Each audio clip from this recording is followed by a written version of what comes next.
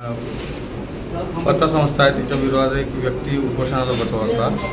त्याची बातमी कव्हर करायला गेलेलो आणि तिथं अचानक त्याच चिपळूण नागरी पतसंस्था आहे तिच्या गुंडांनी जवळजवळ 40 ते 50 च्या संख्येनं होते आणि त्यांनी हल्ला केला भर रस्त्यामध्ये आणि रहदारीच्या ठिकाणी बेदम मारहाण केला आणि माझ्या वस्तू सगळ्या त्या चोरी करून घेऊन गेले.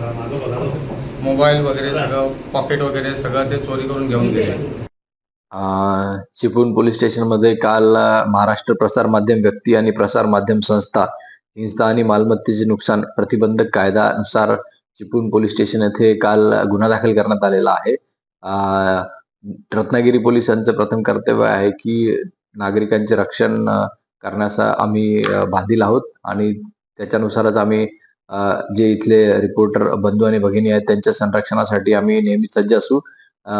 या अनुषंगानेच दीपक भागवत पत्रकार यांच्यावर जो तिथे हल्ला झाला होता, तिथे जी मारामारी झाली होती, त्या अनुषंगाने रत्नागिरी पोलीस दलाने गुन्हा दाखल करण्यात आलेला आहे आणि त्यावर कारवाई चालू आहे. या संदर्भित गुन्ह्यामध्ये आम्ही प्रतिबंधक कारवाई करून घेतलेली आहे आणि त्याचा तपास व्यवस्थित करून लवकरात लवकर आम्ही त्याच्यात चार्जशीट करू.